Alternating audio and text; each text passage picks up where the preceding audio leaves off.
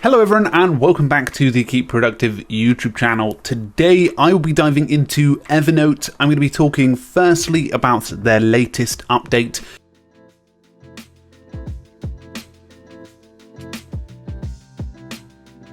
So folks, Evernote have put out an announcement, an update. I wanted to pick a few things out of it, highlight them that Ian Small, their CEO, shared with the community. And the main reason behind this is because they give a few insights into what Evernote is working on now, and also naturally fill in a few gaps that you may be missing. So the first little statement they said is, we've always had a distributed team, in which they have, with people across 7 offices in the United States and around the world. Now, although they have their main office, they obviously have many different departments and regional areas too. Ian states, but we've had to transform into 100% work from home company virtually overnight. And he goes on to talk about how many other companies have been doing this, and obviously the virus and the impact, and sending his love and thoughts to everyone. Then he states, the good news is that we've made substantial progress on the foundations of Evernote,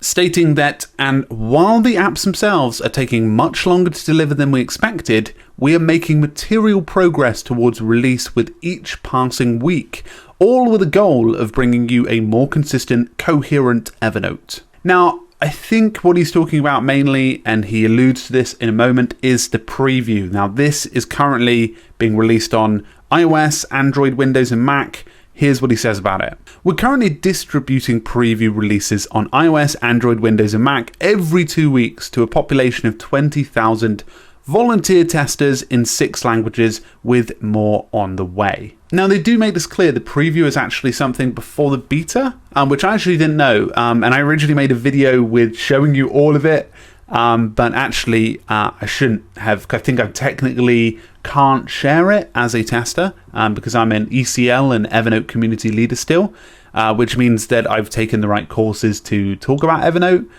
or at least teach Evernote. And it was a program that they offered, like an ambassadorship sort of thing.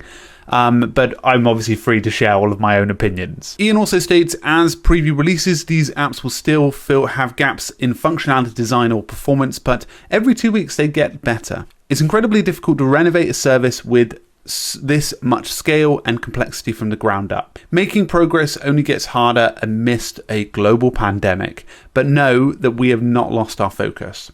So the article touches on a few of the other aspects of Evernote and how they haven't necessarily stopped their mission of sorting the foundations and making people fall in love with Evernote again. Now, of course, I am, totally aware that Evernote is going to be on that mission of making it sort of stable again. And I think it's a good mission. I think it's obviously, I think Evernote have passed the point now where they shouldn't be necessarily fighting towards Notion. I talked a lot about it, like it should probably try and compete. But now I think that they could just be a great legacy app, in the same way that people think about Google Drive, in that capacity, in the fact that you go into Google Drive, it works, and you can share documents with other people, and it gets slightly better every year, slightly more stable, slightly more faster, but nothing, nothing that people go wow about anymore. People don't go wow about Google Docs. People go wow about Coda, but not go about Google Docs, because it's, a very stable, static service. So I think Evernote will become that sort of service. I think people will change the way they use it. I see a lot of people heading towards a filing cabinet use versus a note taker. I think the note taking days of Evernote, I think we've talked about it before, world's best note taker should be replaced with world's best filing cabinet, because I think it's one of those document access points that isn't necessarily Google Drive, but not necessarily Notion at the same time. My thing now is that I'm really past Evernote even trying to catch up with Notion or any of the others. I think there's a new realm, Rome, Notion, many of the others, Obsidian, and even Dynalist, if they come up with something. Obviously Obsidian is a subsidiary of Dynalist, but I think that these apps are Workflowy. I think that these apps are really past. They're in a different sort of experience for a lot of people. I think that Evernote is definitely a legacy app now. I think that's a sort of consistent that I've really come to terms with. I'm still using it. I really like using it now because it's a lot faster and a lot smoother. But I think when Ian mentions at the end, like, we're waiting for people to fall in love with Evernote again, it's hard to see at the moment, but if they added more and more, I think that's sort of where they're going.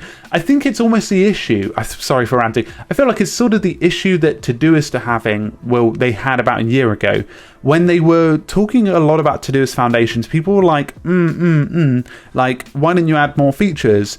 And once they've got their foundations right, their sort of framework, now they're able to add more features like the upcoming, the subtasks, and also soon to be the boards. So I do think there's a lot of credit in these applications, like reframing themselves and designing it from the ground up.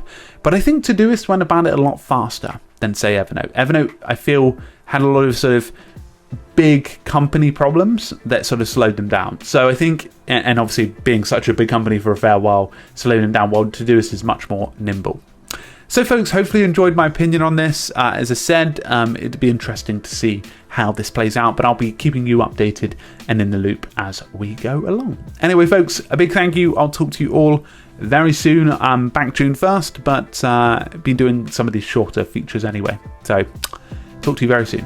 Cheers, folks. Bye.